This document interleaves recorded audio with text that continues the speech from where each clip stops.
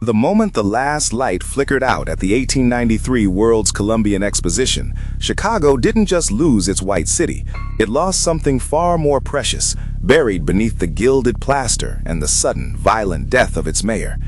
Imagine a city of 27 million visitors, a sprawling dream of neoclassical architecture, suddenly plunging into darkness on October 30th, 1893. On that night, as Mayor Carter Harrison Sr. lay dying from an assassin's bullet, a 7-year-old girl named Nellie Sterling stepped into the shadow of the Auditorium Annex, the building we now know as the Congress Plaza Hotel, and she never stepped back out. For over a century, guests on the 12th floor have reported the sound of a bouncing ball in a hallway where no children are staying, and a girl in a blue pinafore who asks if the fair is over yet.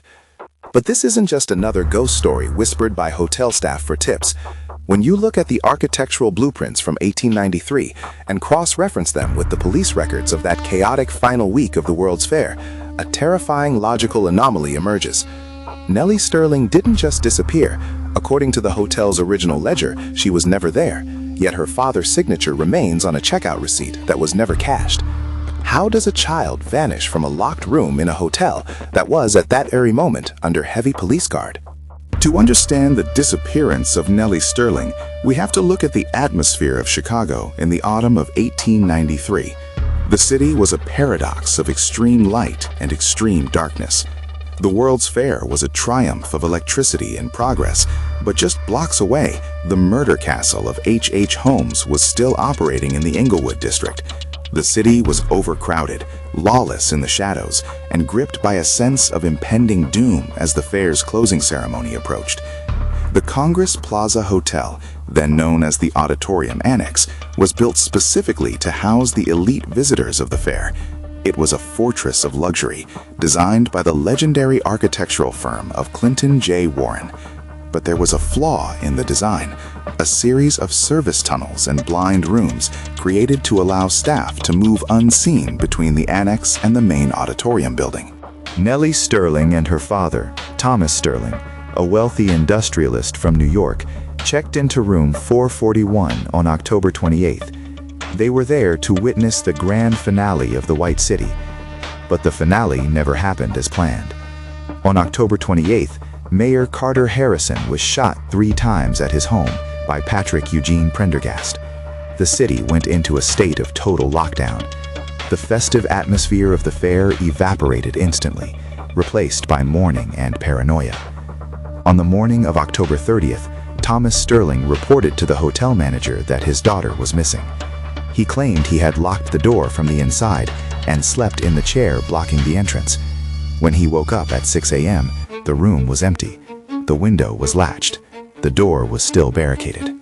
The police search was exhaustive, but it was hampered by the sheer volume of people leaving the city. Over 200,000 people were trying to board trains that day. But here is where the first logical pivot occurs.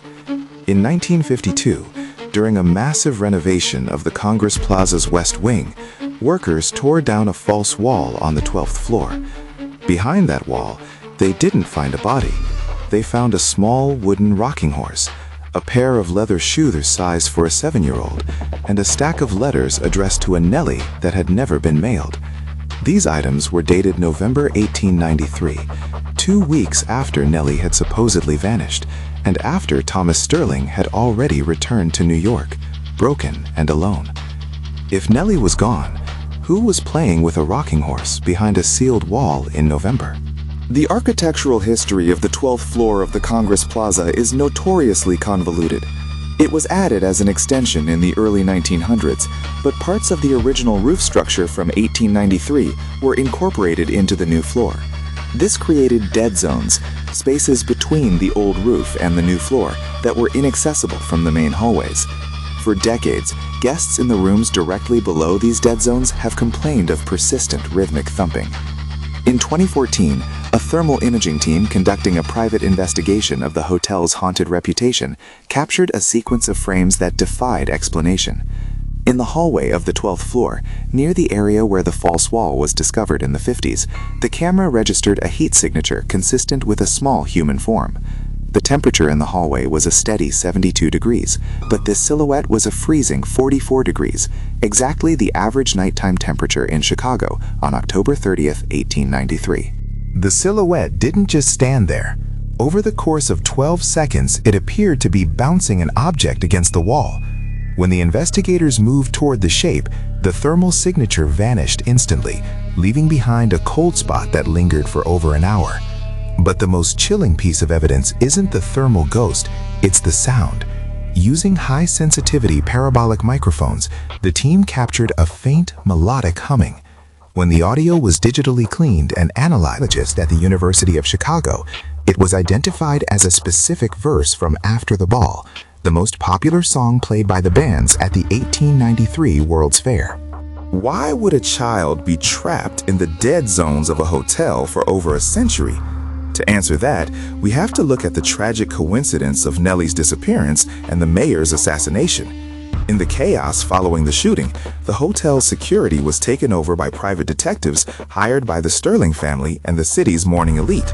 The blind rooms and service tunnels became a maze of checkpoints. A theory emerged among local historians in the 1990s. Nellie hadn't been kidnapped by a stranger.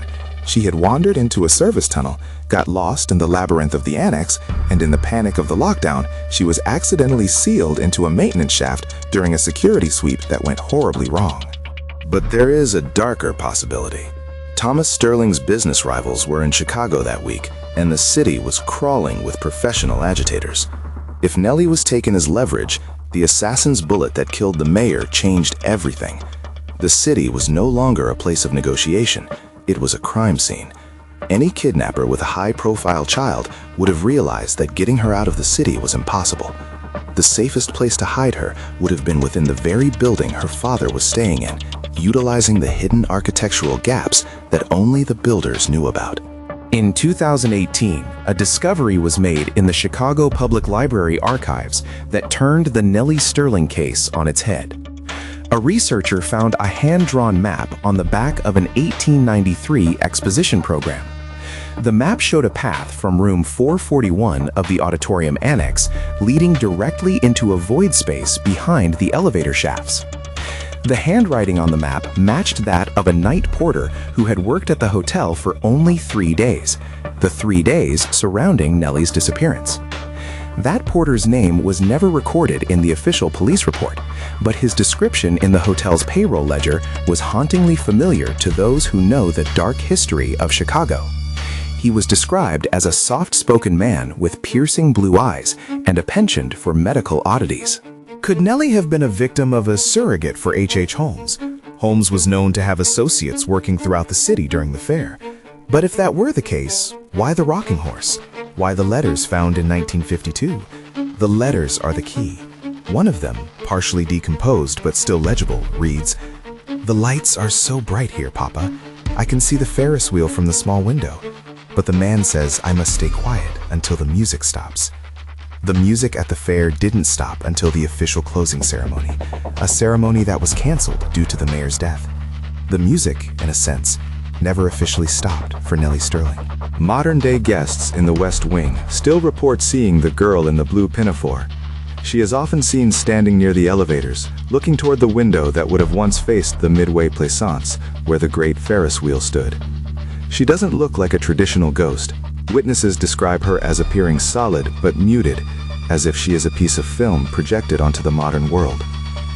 In 2021, a professional photographer staying at the Congress Plaza for a convention captured a reflection in a hallway mirror. He was taking a selfie to show the hotel's ornate decor. In the background, clearly visible between two pillars, is a young girl in a 19th century dress, her hand resting on the wall. When he turned around, the hallway was empty. The photo was subjected to forensic digital analysis, which confirmed that the image of the girl was not a double exposure or a digital manipulation. She was physically there, reflecting light into the camera lens. As we look at the final evidence, the most disturbing fact remains: the checkout receipt. Found in Thomas Sterling's estate after his death in 1912, the receipt for room 441 shows a charge for additional occupancy, November 1st to November 14th. Thomas Sterling had left on October 31st. Someone stayed in that room or was kept in that building under the Sterling name for 2 weeks after the disappearance. The signature on the receipt is a perfect forgery of Thomas Sterling's hand. Nellie Sterling was never found. No body was ever recovered. No ransom was ever paid. She remains the forgotten girl of the Congress Plaza, a shadow in a blue pinafore caught in the gears of history. The next time you walk the hallways of a grand old hotel and you hear a sound that doesn't belong, a laugh, a ball hitting the floor, or the faint strain of a century-old song, don't look for the source. Some doors were never meant to be opened, and some children were never meant to leave the White City. The mystery of the 12th floor isn't about what is there, but what was left behind when the lights of 1893 finally went out. The investigation into Nellie's case continues to this day by a dedicated group of urban historians who call themselves the 1893 Project. They believe that the answer lies within the foundations of the building itself. In 2023, ground-penetrating radar was used on the basement level of the hotel. They found a series of bricked-up archways that align perfectly with the blind rooms mentioned in the 1893 blueprints. These archways lead toward the lakefront, following the path of the old carriage tunnels. One of the archways contained a metallic object, a small silver locket. When the locket was retrieved through a borehole, it was opened to reveal a tiny, hand-painted portrait of a woman who looked exactly like Thomas Sterling's wife. Inside the cover, engraved in elegant script, were the words, "To Nellie, our light in the White City." Every year on October 30th, the anniversary of the mayor's death and Nellie's disappearance, a single blue ribbon is found tied to the door handle of room 441. The hotel staff denies placing it there. Security footage shows no one approaching the door during the night hours. Yet, as the sun rises over Lake Michigan, the ribbon appears, faded, silk, and smelling of ozone and old dust. It is a silent reminder that some mysteries don't want to be solved, they want to be remembered. Nellie Sterling is no longer just a girl. She is the ghost of the American dream, lost at the moment of its greatest triumph, wandering the halls of a hotel that grew up around her, waiting for the music to finally stop. We may never know the cold truth of what happened in the shadows of the auditorium annex, but as we piece together the blueprints, the letters, and the thermal signatures, a picture emerges of a girl who became part of the architecture itself. She is the brick and the mortar, the cold draft in the hallway, and the reflection in the glass. She is the reminder that even in the brightest cities, there are corners where the light never reaches, and where a 7-year-old girl in a blue pinafore will forever be 7 years old, forever waiting, and forever forgotten. The Congress Plaza stands today as a monument to Chicago's resilience, but for those who know where to look, it is also a tomb for a child who never said goodbye. The final logical pivot comes from a 1998 interview with a retired night manager who spent 40 years at the Congress. He claimed that on his very last night, he was doing a final walkthrough of the 12th floor. He saw a small girl standing by the window. He walked up to her and asked if she was lost. She turned to him, her eyes bright with a century of waiting, and said, "The music is starting again, isn't it?" Before he could answer, she stepped toward the window and vanished into the moonlight. The music she heard wasn't the traffic of modern Chicago. It was the phantom orchestra of the White City, playing a song that ended 100 years ago. And as long as that music plays in the echoes of the Congress Plaza, Nellie Sterling will never truly be gone. The evidence is clear, the history is documented, and the hauntings are consistent. The mystery of the girl in the blue pinafore isn't just a story, it's a historical anomaly that sits in the heart of one of America's most famous hotels. Whether she was a victim of a crime, a tragic accident, or a rip in the fabric of time, Nellie Sterling remains the most enduring resident of the Congress Plaza.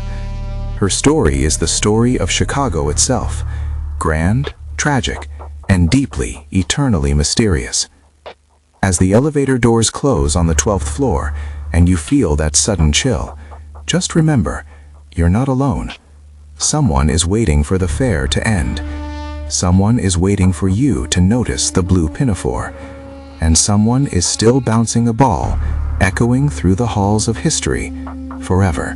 This leads us to the final, chilling conclusion.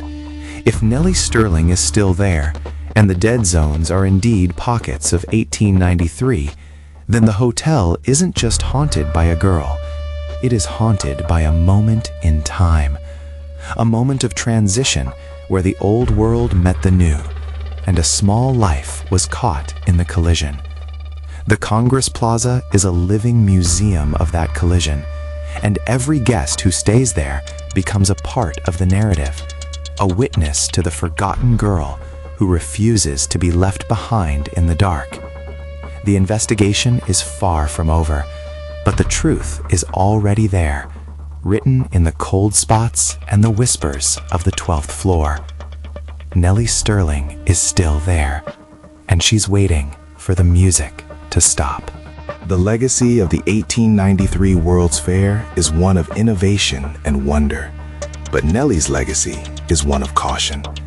It reminds us that behind every great achievement, there are hidden costs and forgotten names. As we move further into the future, let us not forget the shadows of the past. Let us not forget the girl in the blue pinafore, who stands as a silent sentinel in the heart of the Windy City. Her story is a testament to the power of mystery and the enduring nature of the human spirit, even one that is caught between worlds. The Congress Plaza will continue to stand, and Nellie will continue to wander, a permanent fixture in the tapestry of American mystery. And so we leave the 12th floor, but the 12th floor never leaves us. The sounds, the sights, and the sheer logical weight of the evidence stay with us long after we've checked out.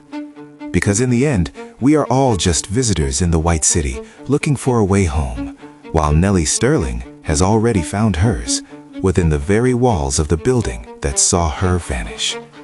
The mystery remains, the girl remains, and the Congress Plaza remains, eternally, hauntingly beautiful. The final word belongs to the architecture itself. The Congress Plaza was built to last, and so was the mystery of Nellie Sterling. As the city of Chicago continues to evolve, the hotel remains a constant, a bridge to a past that refuses to be buried. And in that bridge, a small girl in a blue pinafore continues her long, lonely vigil, waiting for the lights of the fair to come back on. The music plays on, the ball bounces, and Nellie Sterling remains, the forgotten girl of the Congress Plaza, the eternal child of the White City, and the greatest mystery of the 1893 World's Fair. The story ends where it began, in the shadow of a dream, at the edge of a tragedy. Nellie's journey is our journey, a search for meaning in the face of the unknown. And as long as there are those who seek the truth, her name will be spoken, and her story will be told. The 12th floor is waiting, the blue pinafore is waiting, and the music never stops. The fair is never over for Nellie Sterling, and perhaps it's never over for us either. The mystery of the Congress Plaza is a part of our collective history, a reminder of the mysteries that lie just beneath the surface of our everyday lives. Thank you for joining us on this journey into the heart of the 1893 World's Fair. Keep searching, keep questioning, and never forget the girl in the blue pinafore. The final logic pivot is the most simple of all. If you look at the modern floor plan of the Congress Plaza, there is no room 441. It was renumbered decades ago to break the connection to the tragedy. But if you count the doors from the elevator, the room that should be 441 is the only one that still uses the original 1893 brass handle, a handle that is always, inexplicably, cold to the touch, even in the height of a Chicago summer. The room may have changed its name, But the resident hasn't. Nellie Sterling is still there, waiting. The narrative is complete. The mystery is laid bare. The truth is in the echoes. Nellie Sterling, the girl in the blue pinafore, is the enduring ghost of the Congress Plaza Hotel, a mystery born in the light of the 1893 World's Fair and preserved in the shadows of the 12th floor. Her story is our story, a journey through time, tragedy, and the eternal nature of the unknown. The music fades, the lights dim, but the story of Nellie Sterling will never end. As long as the Congress Plaza stands, she will be there. And as long as she is there, the 1893 World's Fair will never truly be over. The mystery is yours now. Carry it with you into the night. The end. No. The beginning of the next mystery. But for now, let us rest in the shadow of the Congress Plaza and listen for the sound of a bouncing ball, because someone is still there, and she's waiting for you to hear her. Nellie Sterling, the forgotten girl, the light in the white city.